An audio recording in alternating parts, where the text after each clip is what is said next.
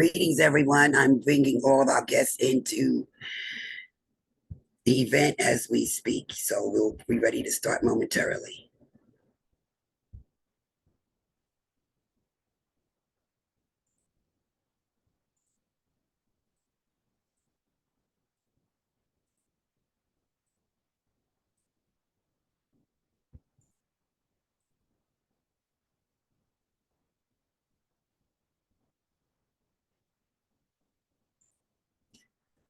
Okay, greetings, everyone. If you can hear me loud and clear, please Yes.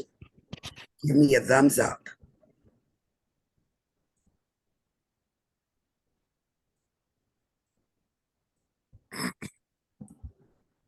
Okay, good evening. My name is Dr. Donna Maria Culbreth, and tonight I would like to welcome you to a really interesting fireside chat, the impact of colorism on Black men. Our guests for this panel tonight are Dr. Ronald E. Hall, Dr. Jonathan Lightfoot, and Dr. John T. Mills. The event will be hosted by Dr. Shannan Moore. So before we get into this awesome chat, I'd like to give you a little bit of background. What we're going to do today is we're going to have a discussion where we're focusing in on the issues impacting Black men relative to colorism. So as we all know, colorism is a distinction based on skin tone, color, and it basically results in either favorable or unfavorable treatment toward the person who is being victimized. So, for definition purposes, colorism occurs interracially and intraracially. Interracially is when we have it between people belonging to the same racial or ethnic group. When we have it interracially, it can be, let's say, for example, people belonging to different ethnic or racial groups. For example, we can have white versus Black, Asian versus Black, Indian versus Latino with interracial colorism. When we're looking at intra-racial colorism, we would have Black on Black, Latino against Latino. Our guest tonight, so I wanted to make sure we're clear on that, on the definition. Our format is going to be where our moderator will pose questions. Our panelists will feel free to engage. There will be time for you to ask questions. And if it is okay with the panel, feel free to raise your hand and add a comment at any given point in time. So, as you all know, I'm Dr. Donna Maria Culbreth. I'm going to start introducing our guests. Complete bios on our blog site. So, I'm going to be brief. Dr. Ronald E. Hall, as we all know, is the father of colorism. It is because of his work and his research, his efforts, that we are able to move colorism forward in academia, talk about it more openly than what was done in the past. He has authored numerous books. His latest book is the Rutledge Handbook on Colorism, which is coming out in August. In August of this year, we will have the Ronald E. Hall Conference on Colorism, and we will have a link about the book during the conference. Dr. Hall is he is a full professor in the School of Social Work in the College of Social Science at Michigan State University. Dr. Hall is also one of the co-authors of the best-selling book, The Color Complex. So there were two editions of the first edition and the second edition. His other books are noted on our website for the Colorism Conference. And I will share links with everyone momentarily once the session starts. My second guest is Dr. Jonathan Lightfoot, who is a professor at Hofstra University and also the director of the Hofstra Center for Race, Culture, and Social Justice. Dr. Lightfoot has his research agenda rather, focuses on anti-racist, anti-oppression, schooling, education and leadership for social justice, civil rights, school desegregation, and critical review of legal and public policy. My next guest, Dr. Mills, I'm going to allow you to introduce yourself. Good evening. I am a retired 30-year service from Rowan University from the Office of Social Justice, Inclusion, and Conflict Resolution. Thank you. And Dr. Shannan Moore. Dr. Shannan Moore is a member of the Colorism Project and the Colorism Institute. She is an educational leader, content creator, mom, and she's a colorism awareness educator. She is dedicated to being an advocate, raising awareness of colorism, especially when it comes to featureism and texturism in the Black community.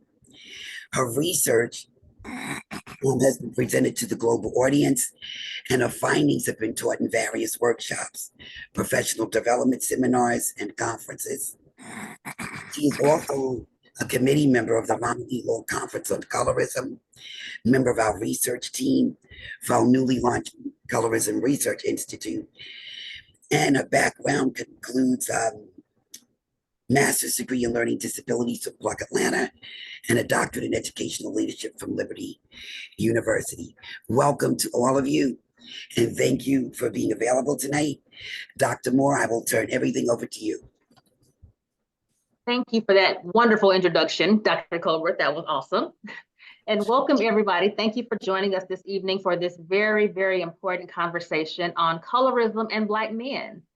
So once again, we do have an outline that we'll be following. However, I want this to be more of a natural flowing conversation. So feel free to jump in with any of your thoughts, any of your ideas, or any information that you would like to share.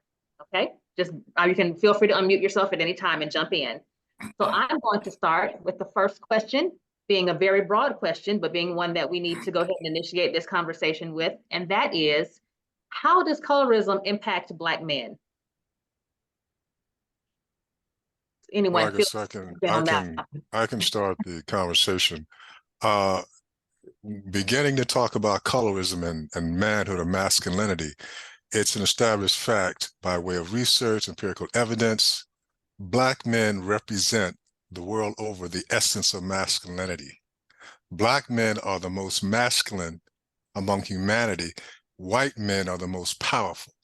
And those two polar extremes result in a lot of the difficulties that we see now.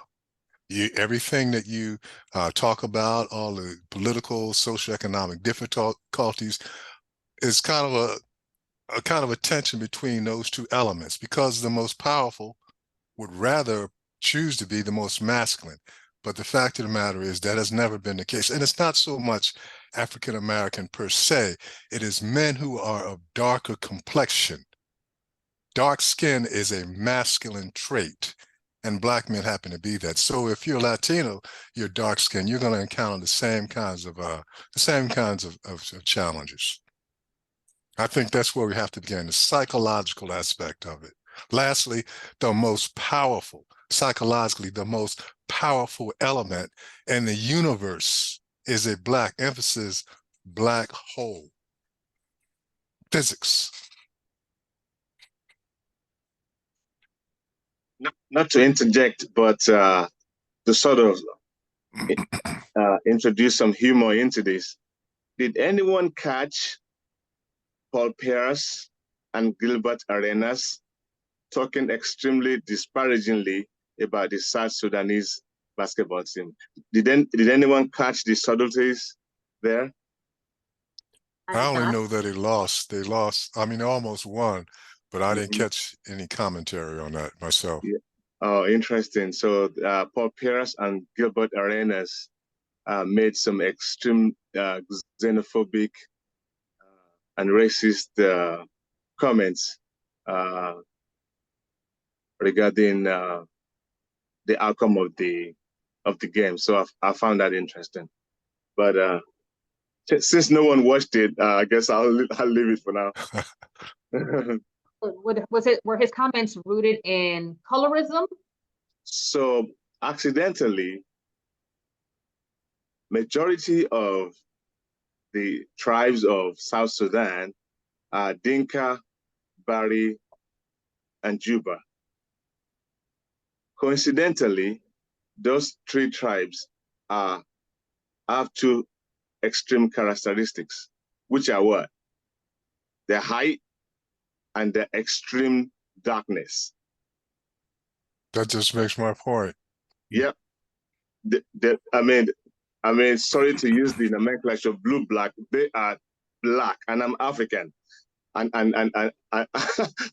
for me to say that, and the two gentlemen, former NBA players, that made the disparaging comments, Paul Pierce and Gilbert Arenas, are fair skinned, and so not only were the comments xenophobic, they were also, it also introduced a layer of classism and us versus them over there dynamic into the conversation, I guess. So I just wanted to, I wanted to mention that because I thought it was interesting. We're having this today, and this happened like 2 days ago. Thank you for sharing that.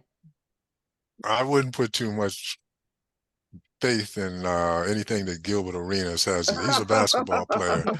I wouldn't. He's not a glowing intellect. I know.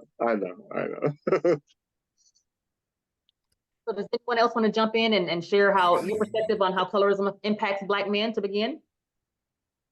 Well, to take a turn from the comment that was just made, you know, the extent of Eurocentrism the world over is such that people who would normally be victimized by that are also part of the problem. And that's colonialism, is worldwide conquest. If you are considered, if you are the symbol, the masculine symbol, then you're going to get criticisms, attacks by people who should be supporting you. And that's the ugly aspect of colorism. You know, But the fact that it's internalized, and so you actually exhibit the kind of inferiority and you know, colorist and racist sentiment towards you. You exhibit that. You know, I can see with that. And I was amazed. I've studied this issue all around the world, actually. And when I went to Africa, I thought that would be the one place where I thought I would encounter the idealization of dark skin. But in South Africa, the places where I held focus groups, there is much idealization for light white skin as there is in the United States, or, you know, you have Gilbert Arenas types in Africa. Yeah. And I know that, but I was still kind of shocked to see that firsthand up front, personally, from students that I did a focus group with. I wonder I'm sorry, go ahead. Well, I was going to say that's how far we've gone with this. Absolutely. South Africa is a whole different beast in and of itself. Their history is very unique. Yes. I'm not sure if any of y'all have been keeping up with the Tyler debate. The pop star Tyler who came over here, and she's very popular here. But in South Africa, she identifies as being colored, whereas in the U.S., everybody's trying to classify her as Black. Oh yes. So that's a little bit of controversy there. Yes. Yeah. She's the one that got the hot song water. Yes. Exactly. Yeah, but also we have to remember that what colored means in South Africa, it doesn't carry that negative baggage that it means here. Exactly. Right. And that's something that a lot of Americans are unfamiliar with. And so they're giving her a very hard time about that, even though that is her designated ethnic background, where she's from. Yeah, because that's an insult, actually, at this point in time, we're calling someone colored. Just as Kamala Harris just the other day, I think they were trying to roll back those comments, particularly those Fox News types, were calling her colored as a means of insulting her, knowing that either people of color or, you know, a Black Asian woman or whatever, other than the word a colored woman, you know, because they know the history from Jim Crow segregation and pride that, you know, calling someone that is at this point insulting. And that person referred to her as belonging to a colored sorority. Yeah, a colored sorority. Yeah. Exactly. Well, could I add something to go back to a little bit of the sports and when it comes to competition? So Thank you for those comments. I hadn't heard about that yet, but I think it does reinforce the idea of the internalized racism that everyone, I guess, around the world experiences. And what can we do then to, one, educate our community about internalized racism so that we can help to circumvent some of these things, wherein these are men, these are athletes who are involved in, not many people get to play that sport on that level. Mhm. And therefore, no matter where you are in the world, you should be supporting each other. Yes. You'd have a platform. Is it all right if I would share my screen for a second? I want to show you, we staying within the vein of sport. So hold on a second, please. Let me stop my video. Share screen.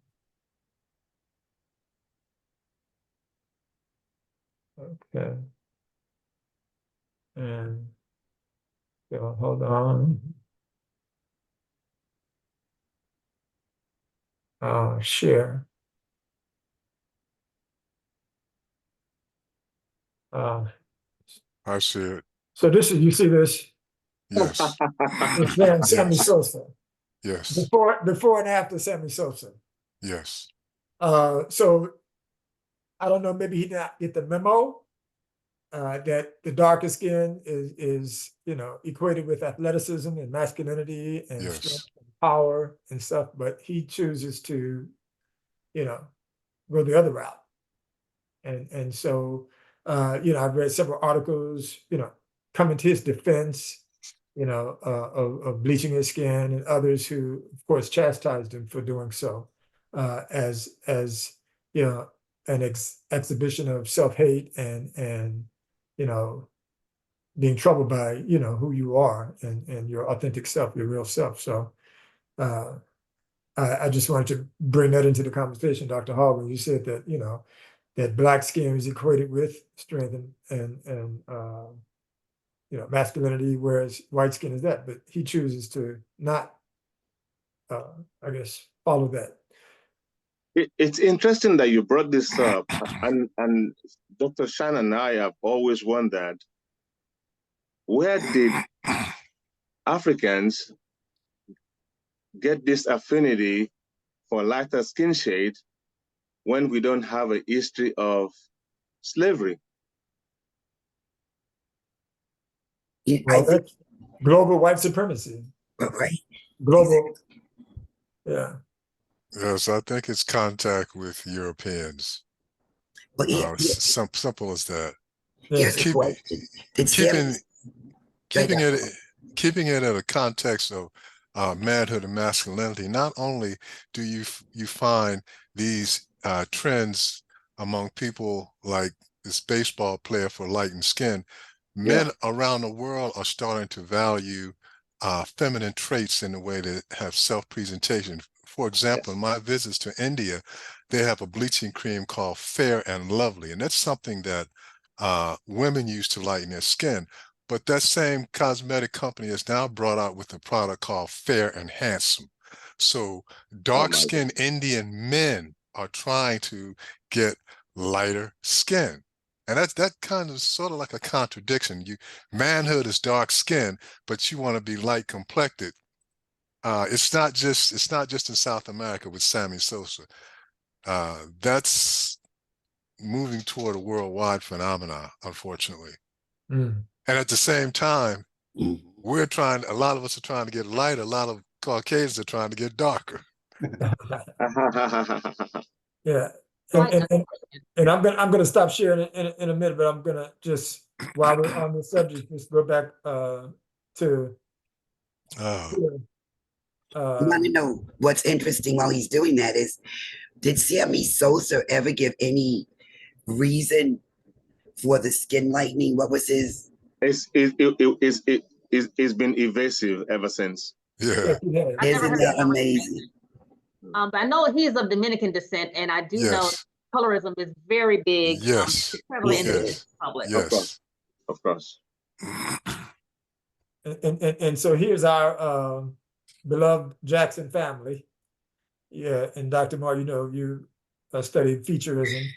And so they've not only adjusted their features, but they've also adjusted skin tones and hair. A simple example of futurism, and it's so unfortunate that I don't think any of them have their original nose at this point. No. Maybe Jackie kept his. I think I should add a comment also to be as objective and fair about this issue. It's not all about colonialism and the idealization of light skin. There have been any number of empirical studies that have proven if you're lighter skin, that has implications. It has implications for the occupational prestige that you might have, and it has implications for your educational success. So there's a practical side of it. There's a self-denigration side. But when people get the message, they're going to be more successful the lighter complected they are. They may just simply choose to make that choice for economic reasons. That doesn't justify it, but that's another side of it. Yes, we definitely want to dive into that a little bit deeper. So let's move on to discuss the psychological, emotional, physical, and social issues associated with colorism. So according to Phoenix and Craddock in a study conducted in 2022 on Black men and colorism, they found that some Black men also perpetuate colorism. Some men have internalized negative ideas about darker skin shades, and some Black men in relationships with mixed race women or Black women with light skin, they believe that gives them a certain status. There's one study participant that is quoted as saying, with a lot of Black men, you haven't really made it or you're not really successful until you have obtained a light-skinned or fair-complexioned woman. So what are your thoughts on this? Watch yourself. Dr. Lightfoot has a video, if we can get it to play and I'm not going to spoil it I'm not going to spoil it. Dr. Lightfoot, do you want to try and see if we can share it? Introduce it. I can introduce the video, but I'm trying to get sound. It would not let me click sound. So I'll try one more time, but otherwise we can listen to your version where the sound is kind of distant. Okay, hold on, let me bring it back up. It's, hold on everybody, and I'll share my screen. This is mind-blowing. So let me pause him before he continues to talk. And the volume may be really low. I pray that you can hear it. Give me a second. Sharing now. While you're working on that, we do have a raised hand from, forgive me if I mispronounce your name. Is it Salormquist? No problem. Salomquist, excuse me. Good evening, everyone. And I thought this might be the right time to interject while we're getting the audiovisual stuff together. Just before we move too far forward, I want to make sure that I'm clear on the communication about masculine and feminine. I think I'm perhaps misinterpreting the idea that dark skin is somewhat inherently masculine, the light skin is inherently feminine. So I just wanted to make sure that I was getting, Dr. Hall, what you were saying correctly. My thought is that you're saying people perceive those things as being more masculine and feminine, but there's not necessarily any biological, phenological science to support that. No, I think it's all psychological. Got it. And commercial.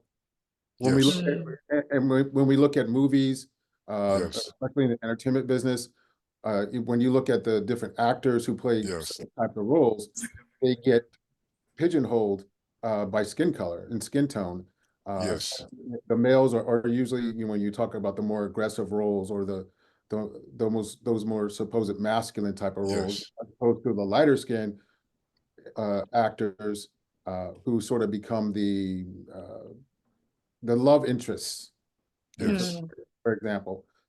So there is a commercialized aspect to this also. Back in 2022, I lost 2. Thank you so much. Okay, everybody, I found a very important people. I think another version of it. It really wasn't until February of this year that yes, there you go. club, bitch. He was donkey the day. Oh, sorry, we won't use that. Oh no, that's the Is one it that okay? she had a minute and 18 seconds. That's the one that was it showed it was the same one. Okay, hold on, let me go back to just that mine was 40 and that's stop. yeah, he's gonna start because actually Charlemagne the God is the And one. all your melanated glory, and let the world know that it is a privilege. That's it. That's enough. Okay.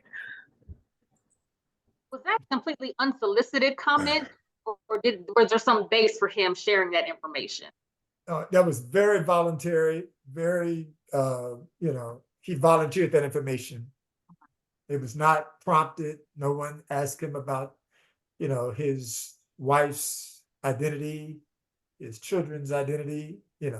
He thought that it was somehow a nice segue or connection into him being the first and the fourth and the few who ascended to his position of, authority and, power in the NCAA. Well, I'd like to ask, I have a question. Was he saying he was proud that his wife was white because he was proud of his wife, or proud that his wife was white versus black? What's the message there? I think it's that he has a white wife. Hold on. He was bragging. Let me bring it back. He was proud to say that he was married to a white woman. Yeah. Hold on, let me bring it back up. Well, I tried to give him the benefit of the doubt and No, just don't give him the benefit of the doubt. He doesn't deserve the benefit. I wanted to assume he was just proud of his wife. I mean, I would be proud of my wife, but I'm not. Division I head coaches are all around the country. Only 26% of the head coaches for Division I men's basketball are compromised by minorities, specifically African Americans. I know that it is significant that I'm fourth African American head coach in any sport in the history of the University of North Carolina. I'm very proud to be African American, but I'm also very proud that my wife is white. And I'm very proud that my three beautiful, unbelievable kids are a combination of both of us. Did they ask him that? No, I think he did a very beautiful, delicate dance.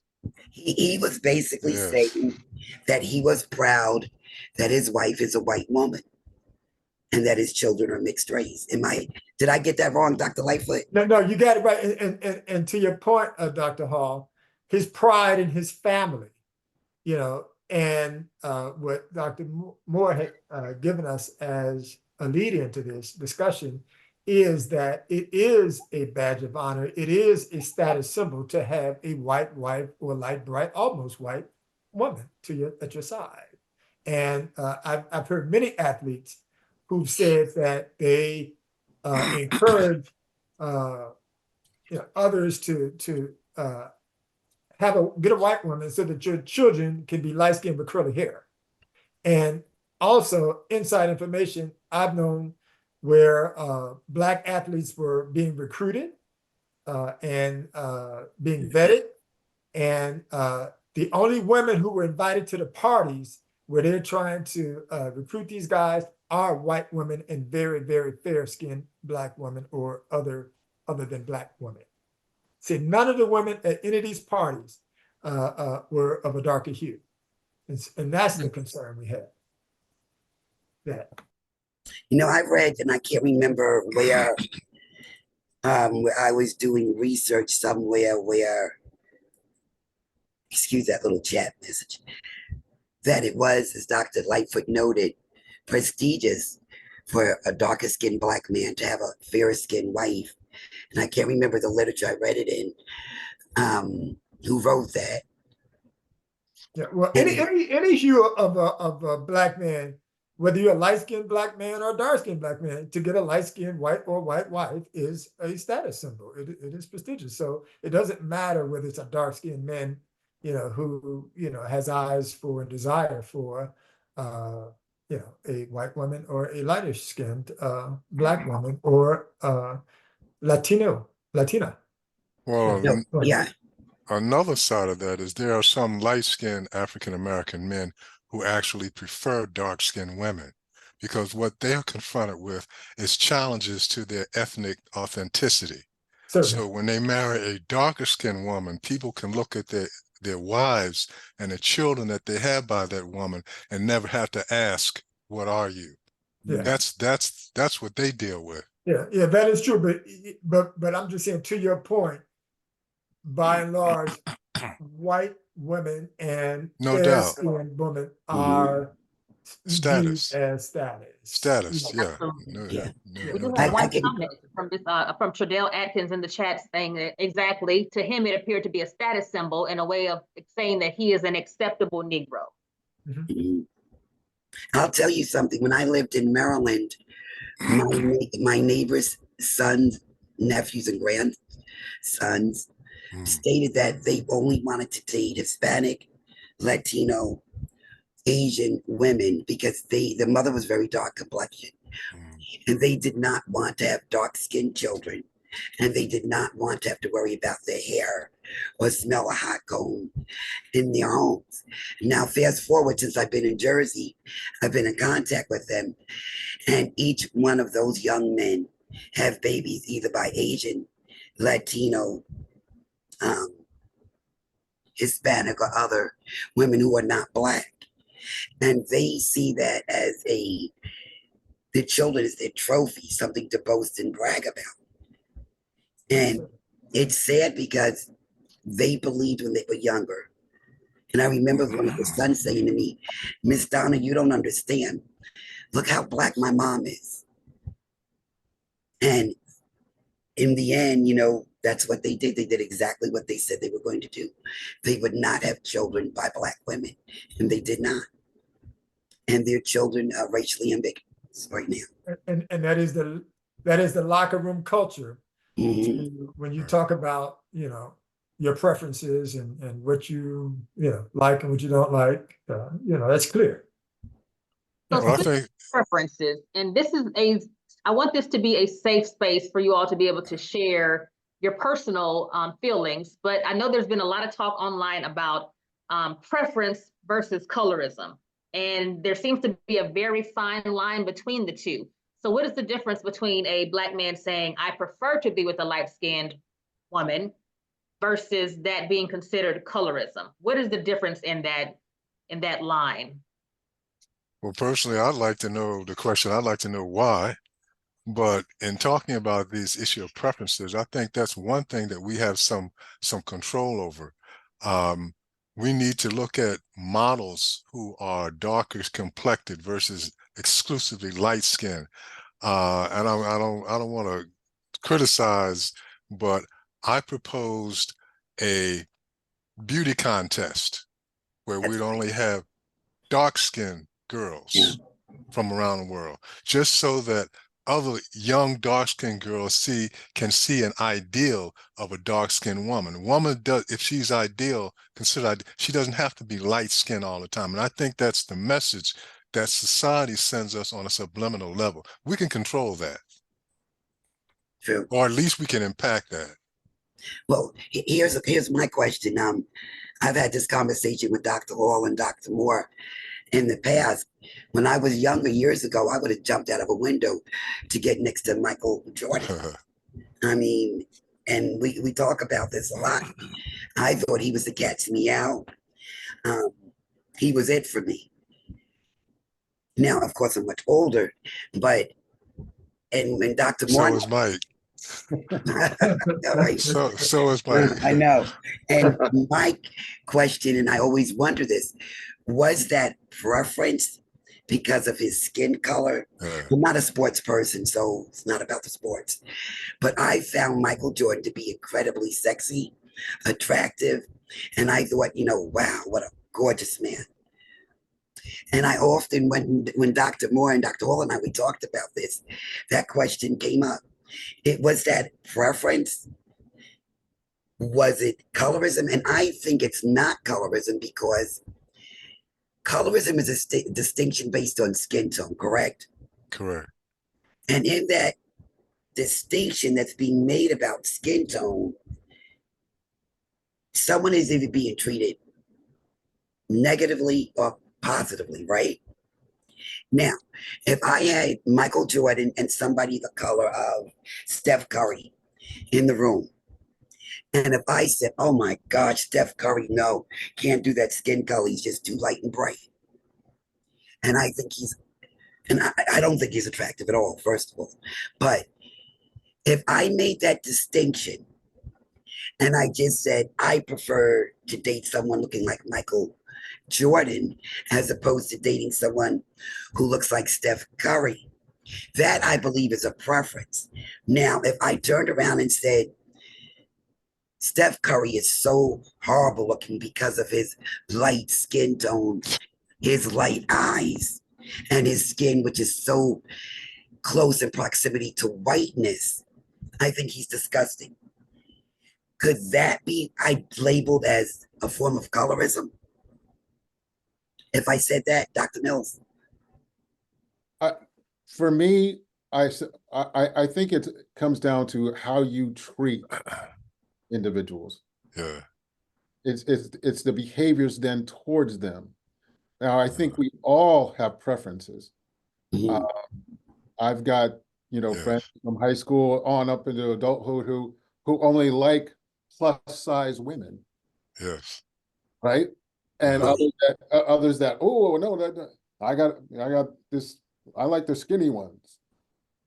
So I think, but now if you treat plus size women differently than you treat these other women, then we have to have a conversation. I agree. Well, I think preferences, I think we need to be clear how our preferences formed. So if the preferences have been formed by colorist, racist media, magazine images, what you've been told, as a kid, with your parents making statements, making comments.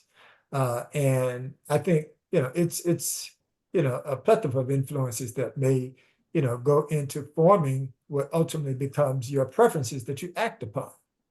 So, and then it seems as though the lines are blurred and between what ultimately is a psychological issue that may require some therapy if you don't, if you've been accused of self-hate, let's say, and or that you somehow don't like yourself, and so your desire, what you a desire as far as a intimate partner, would somehow, compensate for that or ameliorate that or bring you comfort because you're tortured by, self-hate to some degree. So I think, Yeah. I think, Go ahead, Dr. Hall. what I was going to say, I think operative word also there is intimacy. Maybe Dr. Colbert, there's another aspect to this issue of masculinity where dark skin is concerned, and that's virility. True. Dark-skinned men are virile, they're intense, and as you said, sexy. That may be an element that attracts you to darker skinned men versus lighter skinned men.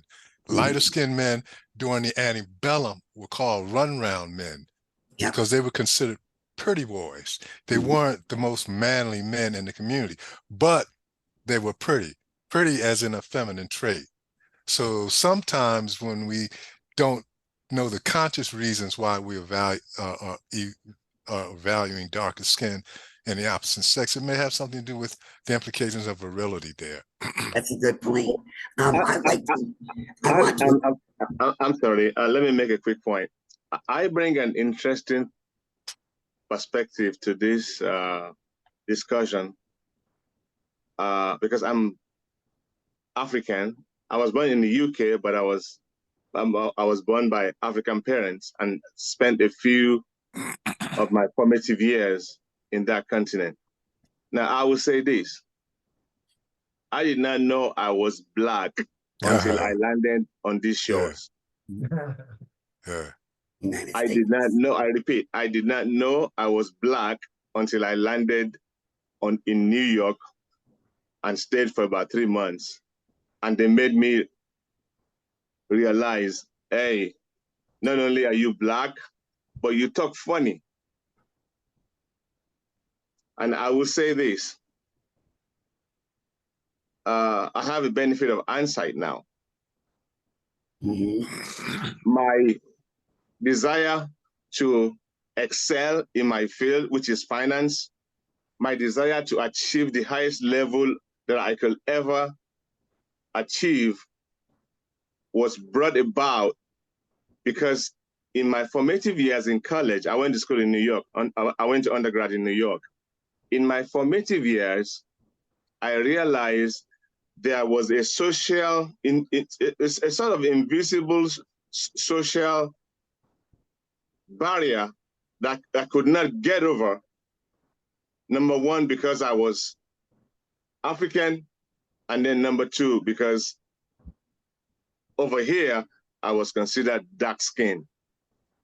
And so looking back now, I can say for sure that my quest to achieve the highest level I could ever achieve in finance was as a result of me having a desire to socialize with every strata of American elite, African-American elite, and which most of the time consisted of light-skinned people. So, Mr. Sogdasine, are you saying that you sorry? feel like you had to overcompensate? Yes. Yes, I can agree. Yes. Without a doubt. Even Yes. though I was a jock, which gave me a sort of advantage, even within that job community in undergraduate school, I could see the macroaggressions and the subtleties. Yes. There was okay, let me be very blunt. There were some parties I couldn't go to. There was a group of people I couldn't mix with. And then looking back now, they were the elite. They were the sons and daughters of the elite, and they were of the fairer shade. That's a pretty common experience. I thought I'd just add that little anecdote. That's a pretty common experience. I'm born and raised in the USA, and I can relate to what you're saying. You know, that's unfortunate. Before we go on, I would like to stop and acknowledge and recognize Dr. Demond Miller. He co-authored an article with Dr. Mills titled "Skin Deep Masculinity on the Court of Competition: Colorism and the Representation of Manhood in Sports." Dr. Miller, would you like to weigh in on this?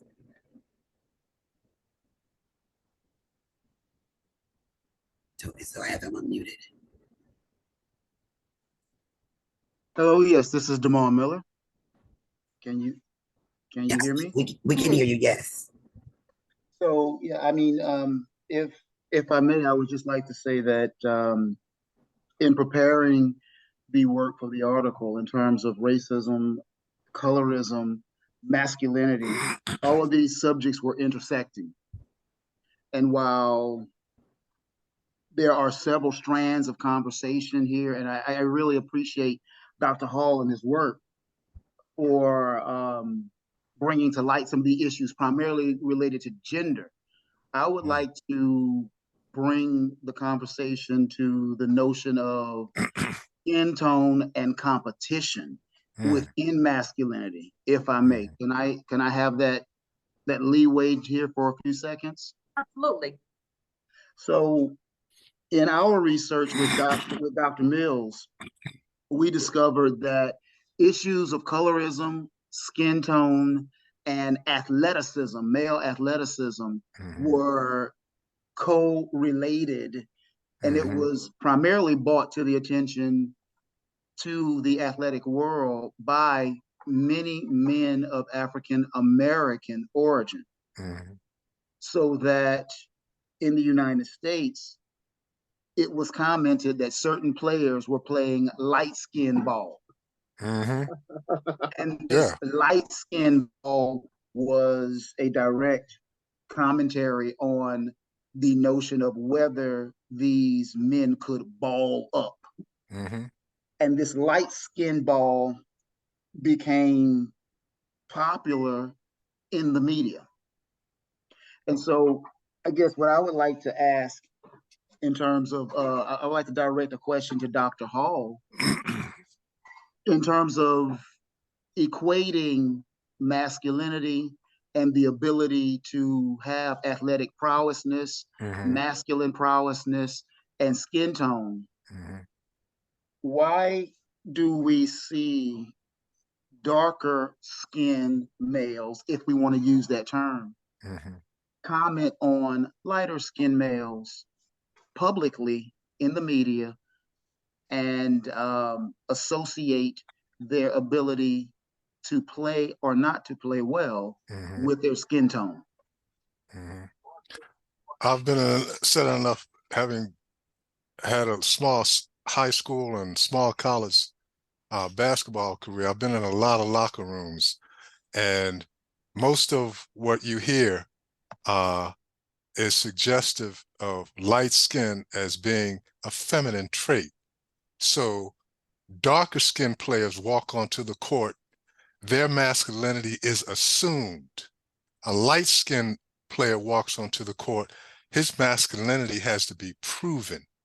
Now, I wrote my memoirs, which I'm going to publish someday, and it is a chapter that I use, that I write about athletics, and I take an article that I got from Michigan State. Draymond Green plays for the Warriors, and he's the teammate of Steph Curry, and he indicates on his podcast that he had to defend Stephen Curry sometimes because people would assume that he was going to be less than, that he was being overrated because he was light-skinned. He couldn't possibly be as good as he's said to be. Another article that I make reference to is an article involving Kobe Bryant. And Kobe Bryant was giving advice to this younger light-skinned player who had just come to the Los Angeles Lakers. He was a lighter-skinned mixed-race player. I think his name was Jacobs. Kobe said, if you want to succeed in this league, you have to, quote, take it to the hole like a dark-skinned dude. A dark-skinned player is going to be aggressive, he's going to be domineering, he's going to be fast, and he's going to be confident. Light-skinned players have to prove that. And in the area of athletics, there's only one light-skinned athlete that embraced his light skin and his pretty boy looks. There's number one. I think everyone on this panel knows who that is. I just call him the greatest. He didn't run from it. And of course, that's Muhammad Ali. So, and I'm glad you brought him up, because that's what I was just thinking, because in the United States then, if looking back on that, and I think a lot of young people don't really know the intricacies of Muhammad Ali versus Joe Frazier. Yeah, the symbolism. Right, the symbolism, they just see and they've heard, but so much of that symbolism was Muhammad Ali was this light-skinned, braggadocious, kind of float like a butterfly, sting like a bee, not a knockout artist. Where in boxing, you got to knock him out, and there was Joe Frazier, and he came at you like right, and so very much so, examination of how the media and how the public took those two athletes, who were both champions, and who got behind them, and why they got behind them, is a very, very good indication, or can provide a very good answer to this, especially when it comes to competition between perceived light skin and perceived dark men. I wouldn't classify Muhammad Ali as light skinned. He was lighter than Joe Frazier, but as far as these guys that are playing now, he wasn't yellow at the time. He wasn't yellow. I mean, to me, what he was, as he said, pretty. He said, "I'm a pretty." So and that's, and I'm going to show you what pretty can do, to your face. So that's, I mean, and he was a smooth talker, because too, I think part of masculinity, particularly Black masculinity too, you got to have a rap. I do. If you don't have a rap, then you're perceived as weak. How you gonna just get this girl? You got to know what to say. You got to be a smooth talker. To me, that's all part of the package. You could be dark and not have a rap, or light not have a rap, and you won't get nothing. It won't happen. You got to be able to talk smoothly and rhyme and have some rhythm and swag to, how you carry yourself. So to me, that's where I'm seeing. The irony on Kobe's comment as far as telling the light-skinned players that they need to play like dark-skinned players is, if you all watch, and I don't follow sports very much, but I did watch bits and pieces of either last year or the year before, the NBA draft. And if you all saw that, you noticed that there are a plethora of very light-skinned, most of them were biracial players that were being drafted. So the league, Yeah. the ongoing joke was the league is turning very light. So, and that's because of, all the interracial marriages. Yes. And that's funny too. Me and the guys at the gym I go to, we have a running joke. He said, the key to success in the NBA and the NFL is to have a white mama and a black daddy. And somehow that's catching on. That it is so funny you should say that, Dr. Moore. Mr. Harris, please share your comment. You can speak. Yeah, I was just gonna say everything that they said is true, because you look at Victor Wembanyama, he's from France, he's fair skinned. You look at all the other athletes that's coming in now. A lot of the draft, the first 2 or 3 draft picks, they're all European or white. They're all from Europe, but there's plenty of NCAA players that are not light skinned, and I think personally that are good or better than the European players, but the NBA didn't draft them first. They drafted these European players, and that's why I was saying the NBA is now a European league now, and everybody knows that. I wouldn't go that far though. It's the truth, whether you want to realize it or not. You'll see it more every year, because you see it now. All the top players are coming out of Europe. Yeah, but they're not even 10% yet. Okay, you said yet. That's true, but I think for the aspect of colorism, is this now a byproduct of a generations? Because now you have this generation of biracial children who are now adults and coming into the limelight. And for example, Zendaya, who has her stock has risen in Hollywood.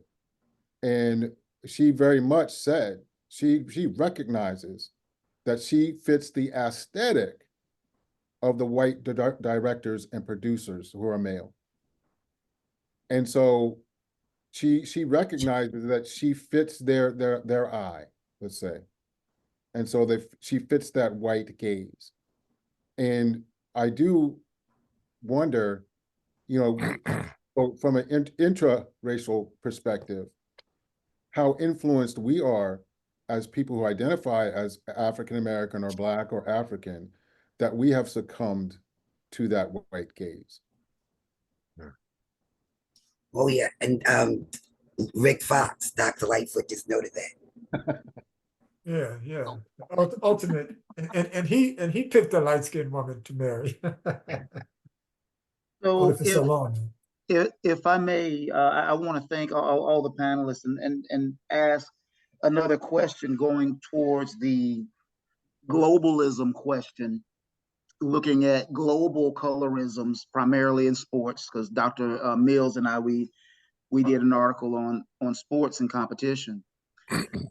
In European football, which we call soccer here in the United States, we see a variety of different cultures and contexts, and many African players are entering into the European clubs. So much so that the European clubs have Africans as some of their star players. One of our case examples illustrated where one of the clubs had stadium chants as well as banners that depicted the African players with elongated manhoods. Yeah. And these elongated manhoods were to represent them on the field and off the field. So my to the panel, and I guess I'll ask Dr. Moore, the hypersexualization of Black male skin as a global issue has real world consequences. Can you talk a little bit about that? I know we talked about it from a sports context, but can you talk about some of the dark black skin as being associated with also being hypersexual? Absolutely, and that goes back to darker skin being associated with virility and strength and manliness.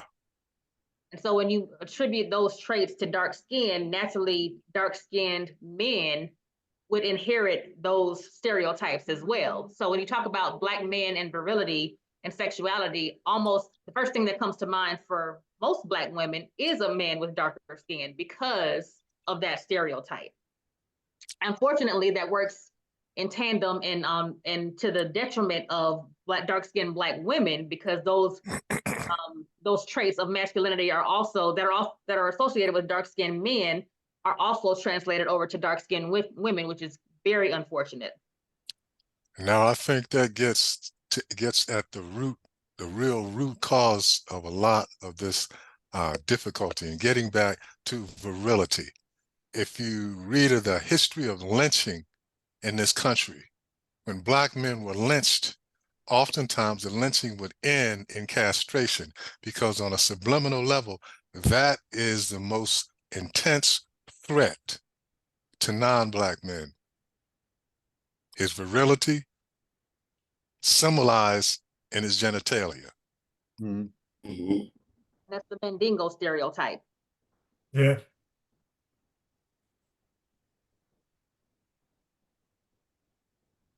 Would anyone else like to weigh in on that particular comment or that particular subject before we move forward?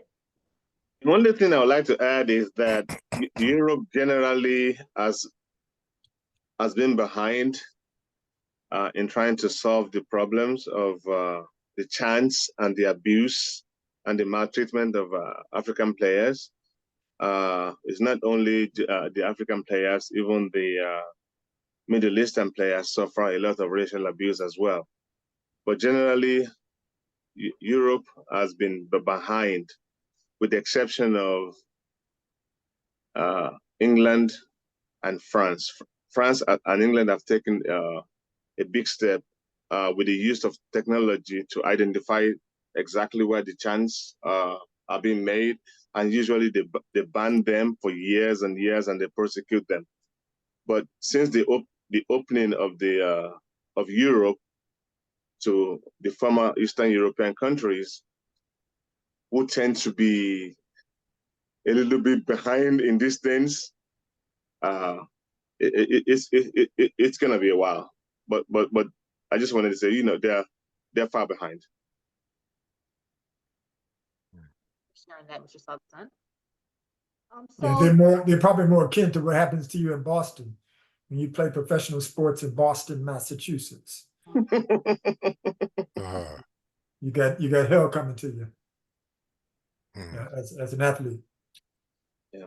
Now, Dr. Lightfoot, you mentioned earlier therapy. So I would like to propose a question. How does colorism impact the psychological, emotional, physical, and social well-being of Black men? And do you believe mental health professionals should address colorism with their Black male clients? Only if you're competent and you're able to do so and not, I think, cause further hurt, harm, and upset to your patient. I'm really of the opinion that, if you can't teach about racism and any other isms, to leave it alone.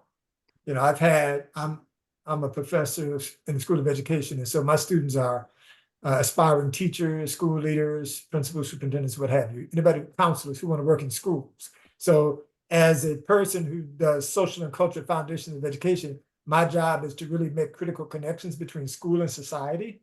So I get to talk about some of these issues that, plague our students, and with a teaching force that is upwards of over 80% white female, it's problematic for our Black boys in schools, who start out very cute, lovable, huggable, and then they get bigger and then they become a threat. They become physically imposing and, an object of fear, of these white teachers, who have to teach them.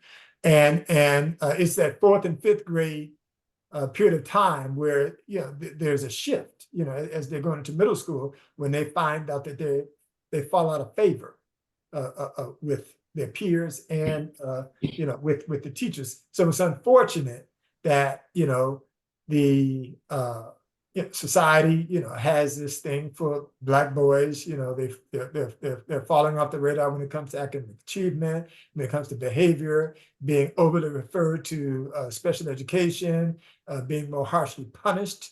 When it comes to discipline and so forth. It's a bad situation, and it just reminds me of Carter G. Woodson's classic work, The Miseducation of the Negro. And in that book, the bottom line for me, as I interpret what his observations were, is that his admonition to Black people: why are you sending your Black children to the white oppressor for them to educate them?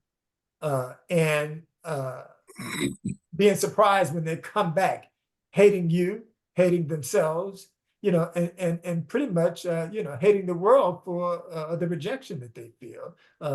It's a real sad situation. So I think that, as Joy DeGroot, I don't know if you're familiar with her. She's a counselor. She talks about therapy a lot. And she said that, from the trauma and from the violence that we suffered, during slavery, we never got our therapy.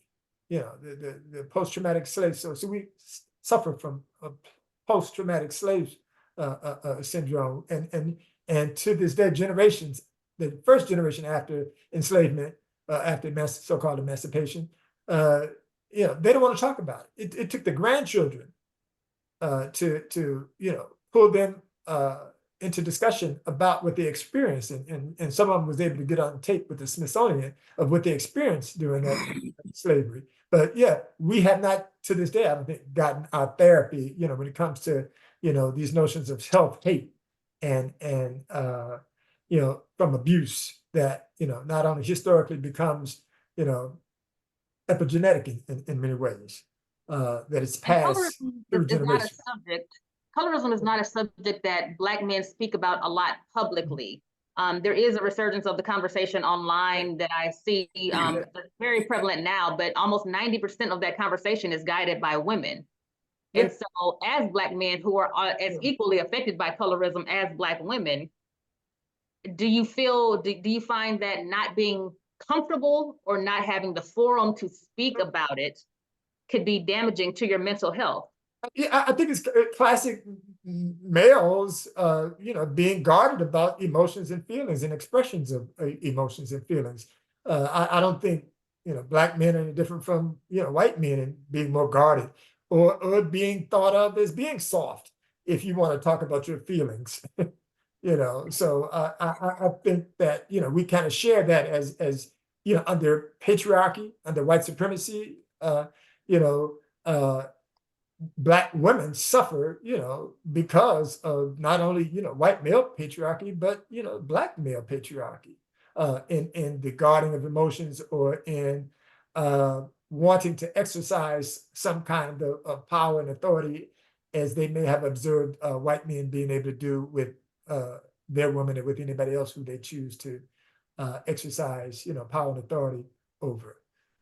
So yeah, it's becoming less stigmatized, I would say, that, we're now, recognizing that, counseling and therapy, may be a benefit, to us for, what we experience, as Black men in America, driving while Black, walking while Black, living while Black. It's unfortunate. And particularly, playing sports is one thing. If you're an athlete, sometimes you get that, camaraderie where you can, can express with other Black male athletes, but for Black males who aren't athletes, who don't have that outlet, of sports, it's an issue, where domestic violence, is sometimes a byproduct of that, Black men and Black women finding it difficult to, love each other, in ways where they, choose, other Black men or women as, partners in life.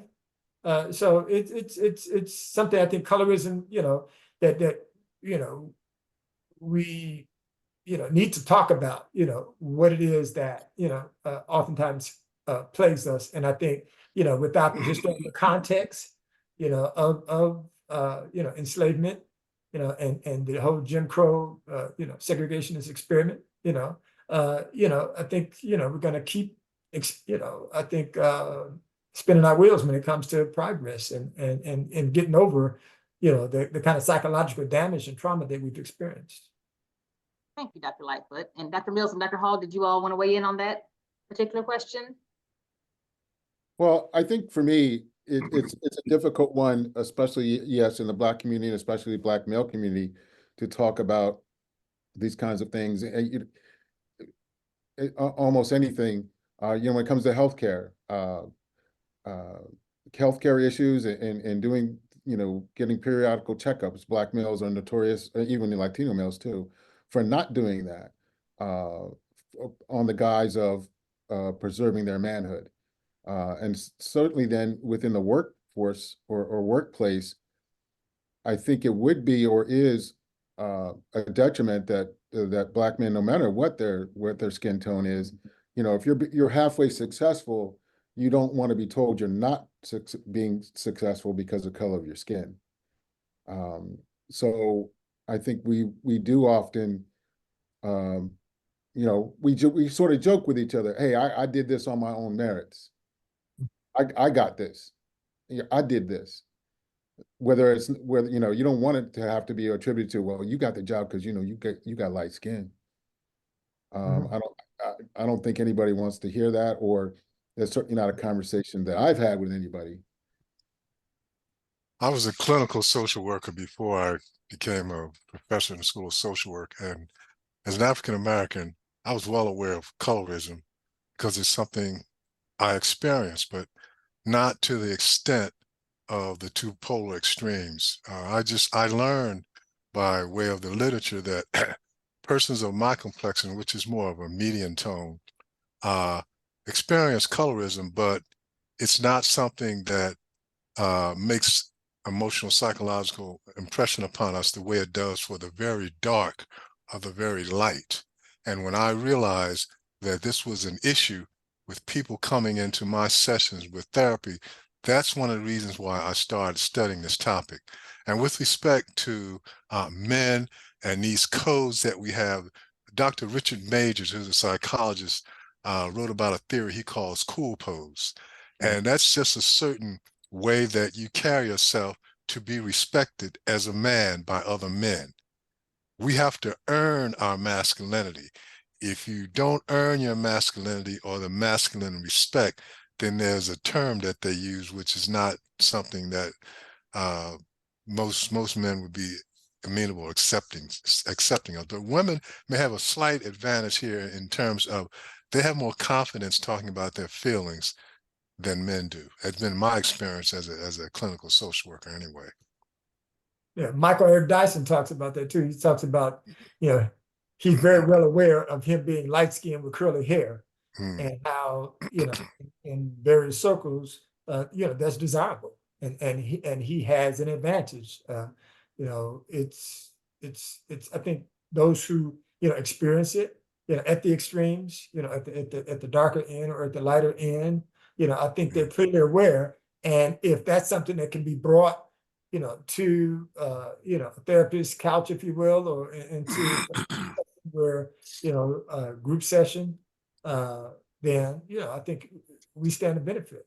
And it could spread. But I think thank you, Dr. Mills, for bringing up that idea about Black men being reluctant to visit the doctor, and the history of that. Everybody talks about the Tuskegee experiment and other forms of abuse that Black men have suffered, and Black people have suffered. The Dr. Sims that what's his name, Sims, that just took a statue down in New York, who called the father of gynecology, where he experimented on Black enslaved women without anesthesia. And you know, we've been you know, experimented on, you know, since we've been here, unfortunately. And it does make a lot of us unfortunate that we find that, you know, when we do contract certain diseases, that they're in the later stages, you know, of discovery, you know, which is unfortunate. You know, not having health insurance, not having good insurance, you know, becomes a problem. But, you know, the whole notion of equating physical health with mental health, you know, I think is of concern, particularly with colorism. I think with more mental health, you know, as opposed to, you know, watching out for our prostate or watching out for, you know, other issues that we have, you know, with diabetes, with high blood pressure and so forth. But I think, you know, without our health, you know, we lack wealth, and so, you know, we do shorten our time here, and our life expectancy is, when it comes to, you know, white women, white men, black women, black men, we're at the bottom when it comes to that life expectancy, and there's a reason for that. In the context, Combination of both of the mental and physical challenges that we experience. in the context of health, since we're talking about skin color, I thought it was apropos to bring up a study that was done called a Charleston Heart Study. And that it's a pretty old study. It goes like, I don't know, 25, 30 years.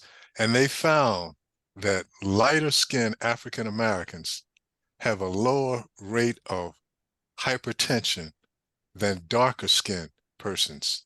And they compared people who had the same, you know, we love fried butter. I mean, it wasn't just about the diet. They had the same diet, but one cohort was simply darker complected and the other cohort was lighter complected. And the assumption was made, of course, that people who are darker complected experience more overt experiences with racism and discrimination. So that's statistical empirical fact. Those with darker skin having higher stress levels, which led to the hypertension? There was a correlation between having dark skin and higher blood pressure levels and hypertension versus the same population with the same background, but only light skin. And that's the heart study was also replicated in Puerto Rico, where they found the same thing. That is fascinating. Yeah, I'm vaguely familiar with that study, Dr. Hall, you talked about. Yeah, it's been some work done, and with respect to the Tuskegee incident, there wasn't white people that was coming into the Black community facilitating the syphilis in the Black population. That was some of us. Yeah. We need to hold ourselves, our own people, accountable. Yeah. I think also when you start looking at the stress levels and the physical issues when colorism is at play, it's like in the work environment. Yeah. In a couple of studies of Black and Latino men with darker skin tones, who of course make less income, had higher stress levels. They felt that they were discriminated more than lighter skinned men. Even if you've watched, I started doing recently is trying to catch old sitcoms, and on several of them, I've heard them. I think it's the Wayne or the Wayne and Brothers, Marlon Wayne, whatever his name is. There are comments that are being made like, "Oh, that's so light skinned." Yeah. And you stop acting light skinned. Yes. Years ago, Tom Joyner, who was I guess a radio personality, yes, would get on his shows and say things like, "This is how dark skinned people act at Thanksgiving. Yes. This is how light skinned people act." Yeah. He would have cruises each year, and on the cruises, they would have light skin versus dark skin games and tug of wars. So I think in order for us to seriously address colorism, especially when you look at movies and films, is for who's writing these scripts to realize that when you're writing lines that are perpetuating colorism, that's an issue.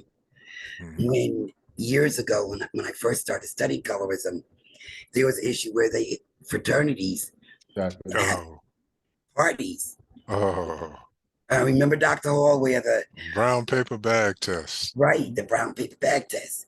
And this was an issue where if a woman was lighter skinned, the lighter the skin tone, they could get in for free by a certain time. And if a woman was a darker skin tone, she'd have to pay, the entry fee, whatever it was. Tax, yeah. Yeah, tax, right. And that was an issue. Yeah. Like, I've noticed, I think it was last week or maybe 2 weeks ago, it was like 3:30 in the morning and I'm looking at something and someone said, "Oh, you're acting light skinned. Look at some of Tyler Perry's movies. Who are often the victims in his movies." Well, look at I mentioned Coming to America. Exactly. That was one of the worst examples of the denigration of dark-skinned women. The dark-skinned woman is always the fallen woman. The love interest was a light-skinned woman in Eddie Murphy's movie. Yeah. E. Franklin Frazier talks about that in Black Bourgeoisie. He wrote that about that, the black fraternities and sororities and the paper brown test. That's where I first read about it back in high school. Yeah. Reading his book, and I guess he wrote that about 1950 or something, but he was talking about his college experience days in the 1930s. And the HBCUs were probably the most egregious, perpetrators of colorism that you see. Howard University, even back in 1968, had a black homecoming queen, I think, that had an afro. And it was outrageous to a lot of people that a black homecoming queen at Howard University would wear afro. And we won't talk about the role that sororities and fraternities played in that. School days with Spike Lee, right? School days, yes. I mean, school days. Yeah. Well, so that is very prominent still today, and our young people, I don't think, have been taught or recognize this because. I'll just speak about this campus. Very much so, it is still, it's almost cookie cutter, where you can see who's, I being on this campus for 30 years, I could predict who was going to go to what group. And a lot of that had to do with skin tone. Yeah. And very much so, they just naturally, well, yeah, I guess that's the word to use. Naturally gravitated towards that and still do. Yeah, they do. That is very interesting because colorism lives and thrives on HBCU campuses. And I am a proud member of the Alpha Kappa Alpha Sorority Incorporated. And quite unfortunately, we are the sorority, D9 sorority that is most, most flack on having colorism in our organization. Now, I'm not going to sit here and deny that was not a major part of the beginning of our organization, but I do have several sorority sisters, many sorority sisters that are dark-skinned. Yes. Well, no longer, it is not prevalent. It is still the stereotype, but it is no longer the reality and the practice. Right, but to that point, Dr. Moore, historically, that's how it was. The AKAs were the light, and I think it was the deltas were dark. Zetas were dark. And that was the issue. Whereas, I mean, it was just an ugly issue. And as Dr. Mills noted, on college campuses, that is still an issue. And as quiet as it is kept, the university I just resigned from this year, when I started working there, it was an issue of nobody wanted to talk about colorism. My department members were outraged that my work focused in on colorism. And I remember the VP of diversity put out a newsletter in which she defined colorism incorrectly. She said it was only dark-skinned people. So I sent her an email and I said, listen, that's not the definition of colorism. You have it incorrect. And I would always stay on them about, let's be real about colorism. So, I ruffled a lot of feathers and I wasn't everybody's favorite person. But the point that I was trying to make was that colorism was an issue. Then a white faculty member, a male, came to me and said to me one day that during an interview, he knew for a fact that a dark-skinned person was not hired solely because of their dark skin color. Yes, the white community plays a role as well. Right. And that was a big issue. But shockingly to me, I'd already made up my mind to resign because of the issues there. But at the end of a campus climate survey that they just did, I think it was in April or May, the last 5 questions were about colorism. And I didn't, because I wasn't planning to take the survey until one of my white colleagues sent an email and texted me and said, OMG, Donna, go look at the, did you take the campus climate survey? I said, no, I'm not going to. You must take it. The last couple of, no, there were 7. I think the last 7 questions were all about colorism. And then at the end of the survey, it was a little cartoon entry there where they had 2 Hispanic people talking about colorism with light and dark skin. And it was interesting because I told Dr. Shaver, Dr. Hall, after pushing and pushing and bringing colorism into that academic setting, there was resistance, of course. But by the time my mind was made up to go, guess what? Now they're recognizing and talking about colorism, which is a good thing, because that means that persistence and bringing it up made a point. And I incorporated colorism into my classes. I teach DEI courses. The Black male students in the classes were reluctant to talk about colorism issues. And I taught, the bulk of my students were Somalian, African, few Black Americans, but bulk of them were Somalian. And they did not, the Black males did not want to talk about it. And I thought that was interesting. And that needs to be studied. Yes, Dr. Lightfoot, I'm sorry. I was just gonna call your attention to the chat I just sent you. Oh, yes, yes, please go ahead. Sorry, Dr. Shannan. It's interesting to point out that you had Somalian students. They generally don't see themselves as Black. Yeah, I know. Yeah, Somalians view themselves as Arab. Arabs don't view them as Arab. I know. That's a whole different subject. Dr. Moore, since we called out AKA, I think we should be fair and call out AFI too on the issue of colorism. Well, more than just that university, if we wanted to do that, but I mean that's for fraternity. I mean, I'm trying to. It's not all the fault of sororities. Fraternities have just as much of a role. Absolutely, as did other Black organizations. Oh like yeah. Yale and churches, and it was organizations that perpetuated colorism, just not all fraternities and sorority based. Yes. Yeah, well, I think the Black bourgeoisie is going to be indicted. Exactly. Yeah, when it comes to and the whole idea of playing respectability politics when you think you can affect social change by playing according to the rules of the dominant group, and it's just not possible. So when these students who were part of the civil rights movement, when the HBCUs that they attended, really, expelled them for marching with Martin Luther King, now they won't admit to it, but they absolutely did. If you were a member of the Black Panther Party, they didn't want you to come back to campus. So it's an unfortunate history that I think we need to reconcile and find a path forward, with that, Yeah, and I think also we need to, and I'm going to play this video in a second for Dr. Lightfoot. I think we also need to look at how interracial colorism impacts Black men, especially darker skinned Black men. When you have a white person or Latino or Asian committing acts of colorism against Black men, we always look at colorism interracially, but I think it's equally important to look at it when it's outside of that particular racial ethnic group when it comes to Black men. Yes. Because there are issues that it is ugly and it does impact them. But let me share this video. Okay, Dr. Lightfoot. So you're gonna have it where we do the sound and it's not. I think you can hear it. Let me know if you can hear it. See, We're going way back. Could you hear it? You got to play it.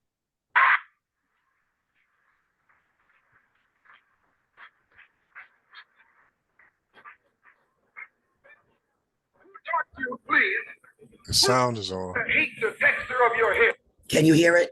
Yes. It's Okay. breaking up. It's like it's not. to such extent that you bleach to get like the white man. Can you start it over? Can you start it from the beginning? Shape of your Sure. And I think you have to do you have to take it off of that the where it says the microphone. Just take that off so it can play clearly. Take it off, right? To the left, it looks like it's on mute. Oh, duh. Yeah. There you go. There you go. Start it off from the beginning. Yeah.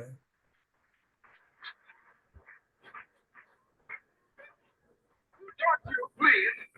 Who taught you to hate the texture of your hair? Who taught you to hate the color of your skin to such extent that you bleach to get like the white man?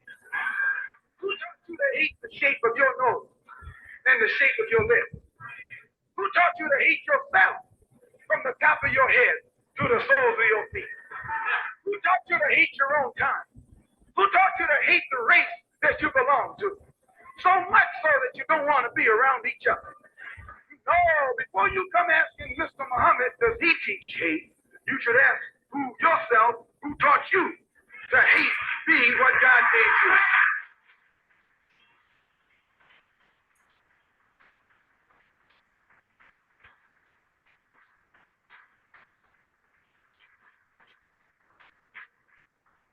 We teach you to love the hair that God gave you. Here you way out in the middle of the ocean, can't swim, and you worried about someone that's in the bathtub and can't swim.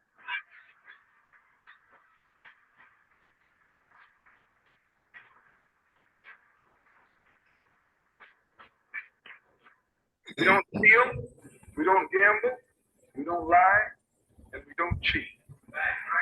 Yeah, I think that's the relevant part was already played. Okay.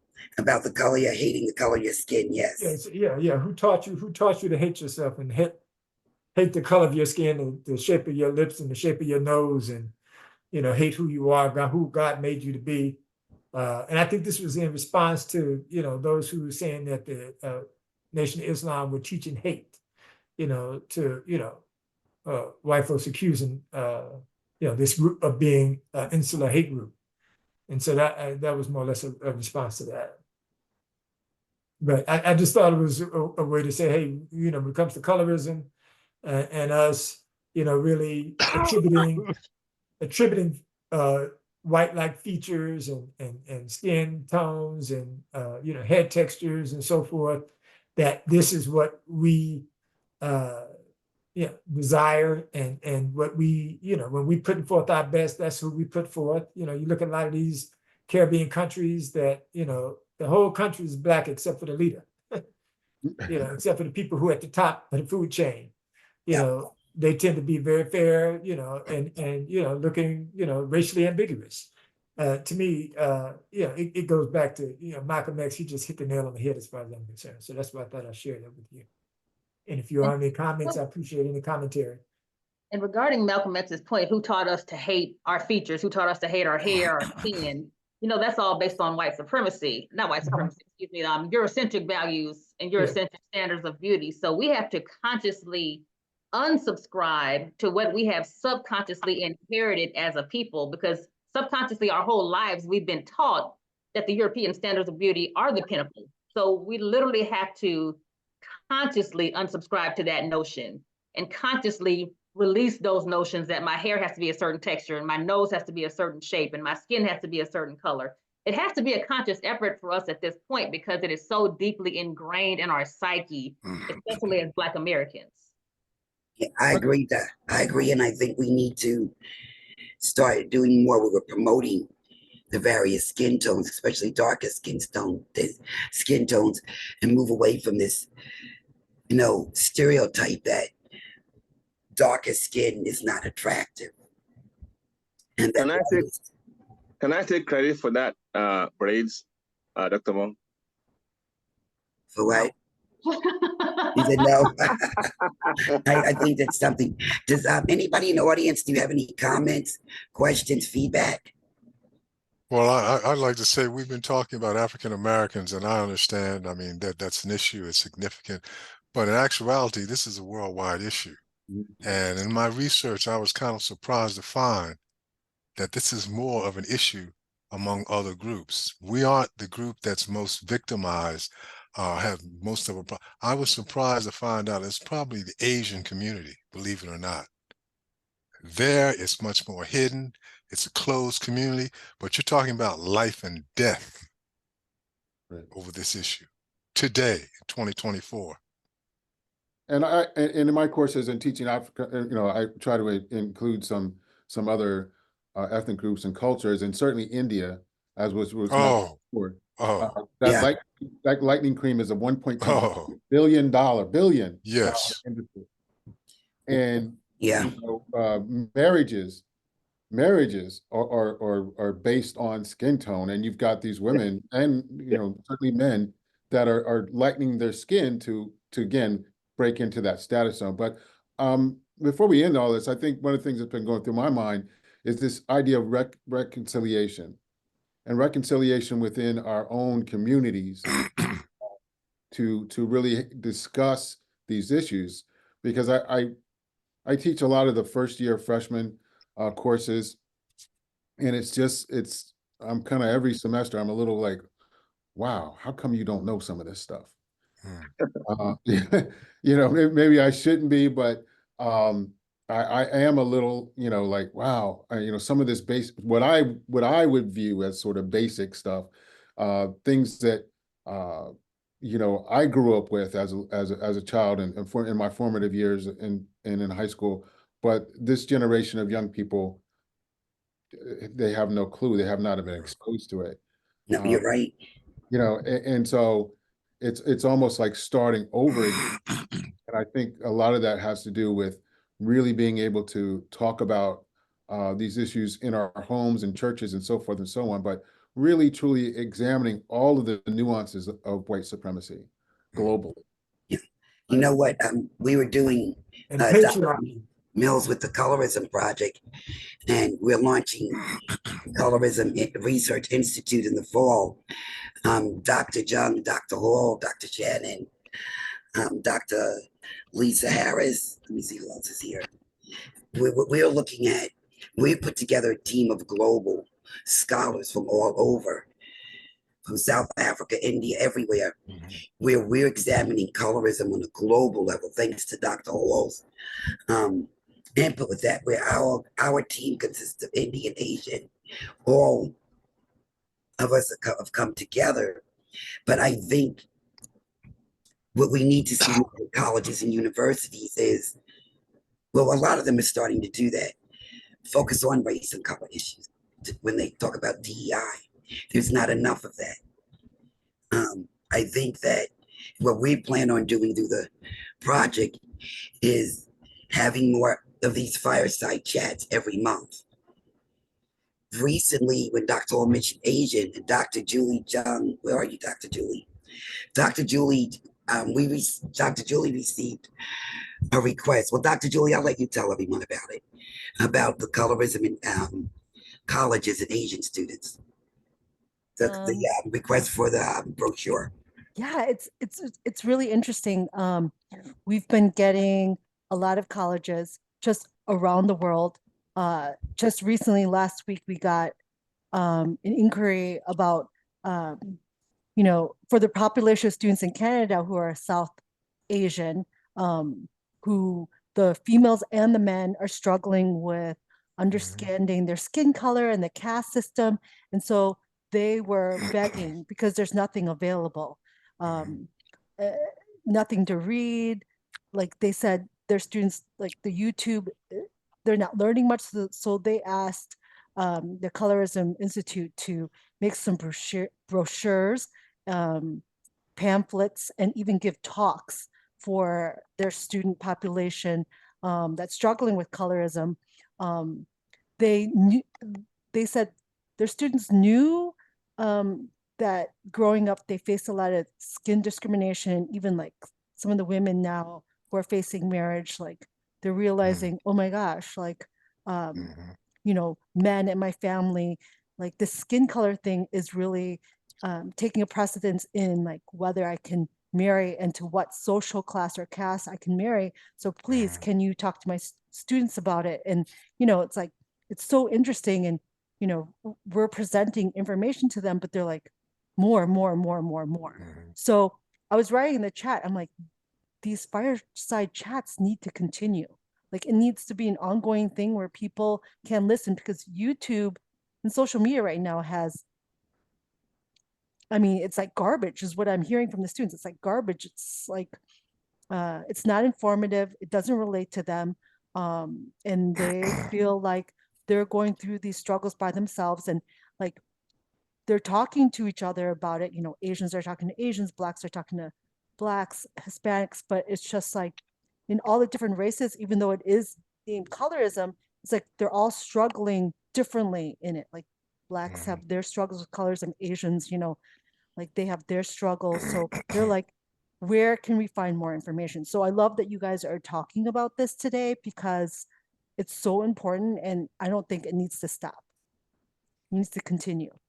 Yeah, but thank you. And I think another point to add on to what you said, Dr. Julie, is that oftentimes those other social media platforms are very anti-intellectual and very driven towards conspiracy theories and just, you know, just not good,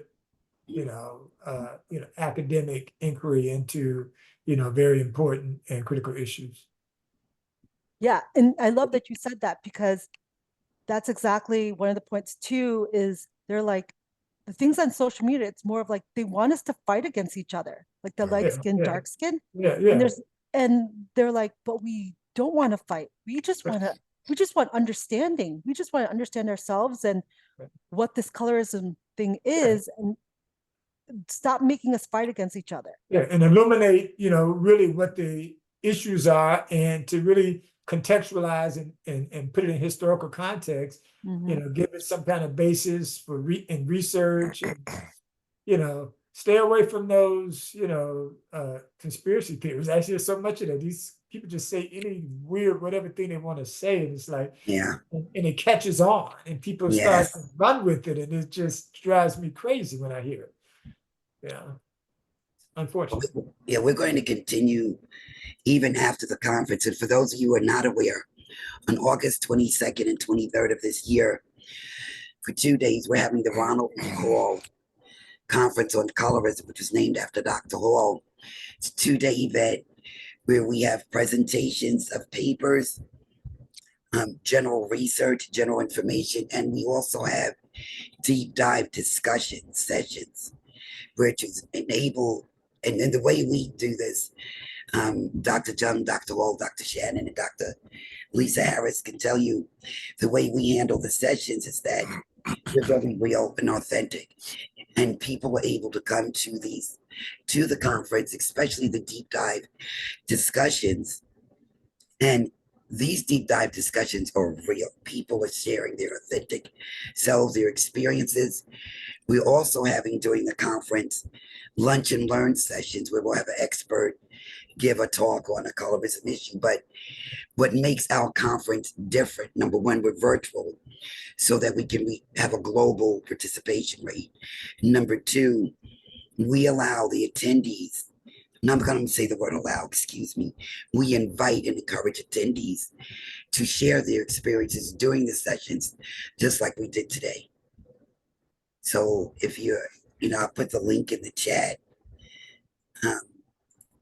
for the conference, interested in attending. Yes, definitely. That is something that you will not want to miss, because there's so many people that come together, and there's so many great topics and presentations that are going to be happening. So please make sure you put that on your calendar. And thank you everyone for participating tonight. I would like to ask anyone if they have any closing thoughts, and also any suggestions for further topics that we could discuss in the future for these fireside chats. So now is the time. Everybody who's joined us, our panel members, if you would like to give us your closing thoughts and suggest any further topics that you'd like to hear more about, please do so. Yes. And then also, before I forget, at the end of this session today, either via email or it may pop up on your screen after we end it. There'll be a survey, a little for you to take. So please participate. And if you do have, and I'm going to put the email address. This is for the Colorism Conference, but it'll still come to me and Dr. Julie and Dr. Shannan. If you have ideas for topics, questions about the fireside chat, reach out to us. Our goal is to keep this going, to go global, and to move the discussion, the research, the work forward on colorism. Because if we don't do the work and put in the labor, we're going to continue to see, as we've noted in society right now, with this attempt to take us backwards. We can't go backwards. So with colorism, we need to keep moving forward, addressing the issues, and figuring out ways that we can eradicate it, if that's even possible. Dr. Shannan. So thank you all. We appreciate you coming tonight and being a part of this great conversation. We would definitely, like Dr. Colbert said, we definitely want to keep this going. So feel free to let us know if you can't think of anything right now, but you think of something tomorrow. Say, you know, I'd like to hear more about so-and-so, colorism and Asians, colorism and the youth, colorism and just anything colorism related. If you can think of something that you would like to know more about, please let us know. All right. Thank you for hosting. Thank you. Very much. Thank you, everyone. Have a good weekend, everyone. You all do the same. Thank you.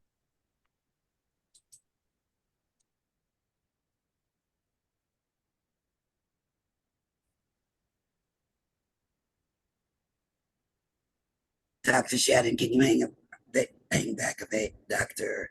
Mills and Dr. Lightfoot. I want to thank you all. This was wonderful for your input. I thought this was the best session we've ever had, the best fireside chat. Dr. Lightfoot, the videos, awesome. You've enlightened me to how to make these fireside chats more engaging and interesting. So I thank you for that. But the videos, they made the difference. Dr. Mills, thank you. Good input. I think this really was an awesome event. I Thank enjoyed you it. for having me. Inviting me. I'll try to see you in August.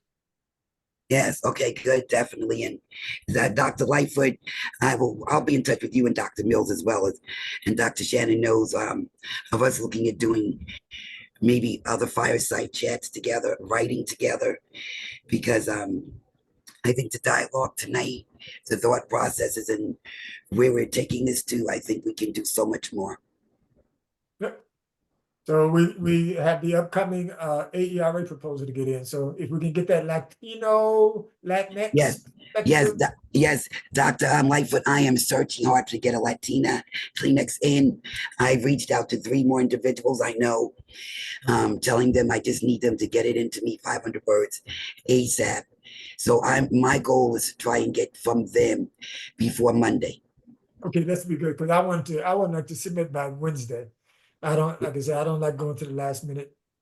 I know, me either. I don't That's like when with the organization that size, that's when the servers start crashing and going down, and you put on hold, and if you pass that midnight, forget about it. No, I'll get it, and I guarantee you, if I have to, I'll get someone in here.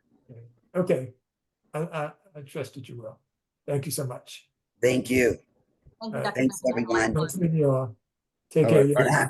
And I will have the recording sent to everyone in attendance today. And Dr. Shannan, I'll talk to you more and Dr. Lightfoot about how we should get this out in the public domain. I was thinking while we're doing it that we could maybe create a YouTube channel to post these on after we have the chat. Oh, that's a good idea. Mm-hmm. I think that's a good idea. Be one place where everybody can go find all of them. You have to open up an account for that? YouTube We account? do, but it should be pretty simple. Yeah, I know people do have YouTube channels. Mm-hmm. And so what we have they have to be monitored and you know taken care of and nurtured and all that. Right. Yeah. There's some care that has to go into maintenance, right. I believe, to keep it viable. you know, or So, else, and then, because, you know, when that's, you know, the whole idea of having advertisements as a part, you know, that's what generates whatever income. I don't know about the whole free logistics of it all, but I know that that's a part of it, that they will support you if you allow ads on, you know, as your program. Just like, you know, that, what's that guy, the Shannon Sharp, what's his name? He has, His podcast. yeah, those podcasts and stuff like that. So they always, you know, every now and then, I know I was watching the one with Amanda Seals, she had with him, and every now and then, because it was pretty long, they had a station break, you know, for for ad. to pay some bills. oh, good. We need to do that. But we could also post it on the website, on the Colorism Project. Maybe there people to put links to each one. Yeah, I can do that. You know what? I can do that. I'll start posting them on there. You know, I just want to say, Dr. Lightfoot, I am so grateful and thankful you joined working with us. You bring so much to the table you just don't know. Oh, so we're going to kidnap you and keep you. You can't leave. Listen, I'm getting close to retiring. I don't know. That's no, you better get me fast. No, you can't retire. No, we're not going to let you retire. We're going to keep you with us. But I appreciate how I'm putting 20 years in this place. I said 20 years and out, and this is my year 20. When you retire, then what are you going to do? No. And then so I can't retire just yet. I had to put in 20 years, and our faculty contract says you can put in for retirement and get full pay for working part-time, half-time, for 2.5 years. Wow. After finish. So I like, instead of having to teach 18 hours or produce 18 hours of load, I would only have to do 9, and I wouldn't lose $1 in my paycheck. You know. So wow. I get full pay for working half-time. And so I said, that sounds awesome. I like that. I want that type before everything, they scratch that and that becomes a thing of the past. And I'm saying, oh, I'm sorry, I didn't take advantage of that. No, that's good. But I thank you for all you've brought to the table with this colorism, because you have us thinking, you have me thinking on a different level and ways that we can expand. So I value what you've brought to us, and I thank you for that. Thank you. It's like a breath of fresh air that we needed, right, Dr. Shannan? Yes, absolutely. Thank you very much for joining us. I have to give a little credit to Mariah.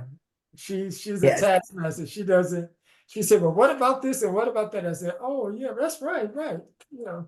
Well, tell Mariah I said that the both of you were kidnapping you. She's definitely excellent. She is the future, let me tell you. She's so efficient and she's on top of everything. I can't say enough good stuff about her. Yeah. She's so professional. And and to be as young as she is, like 21 or something like that, she's 22. She's a rising undergraduate senior.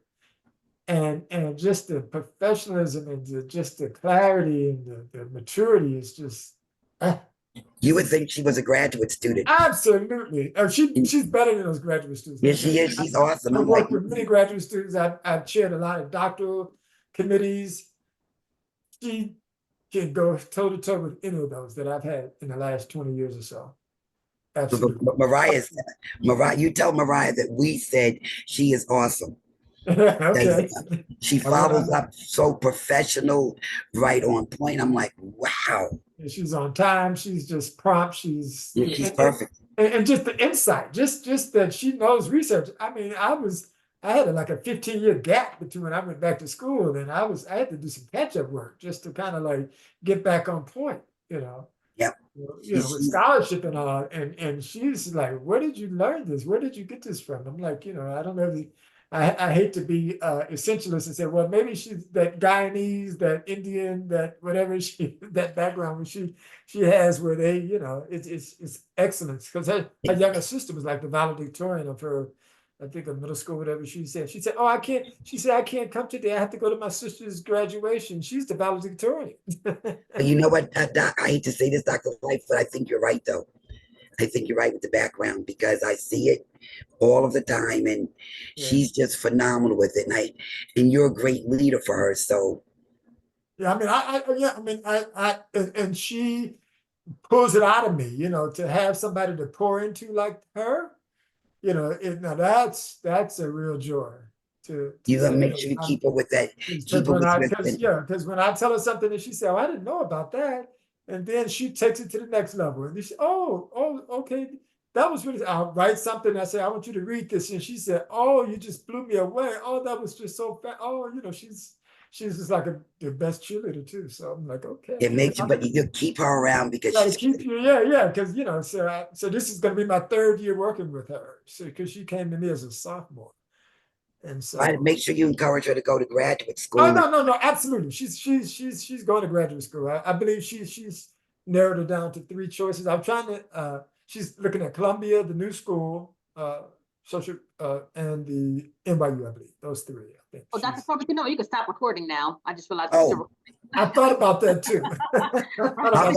I'll go back and erase all of this off. Okay, yeah.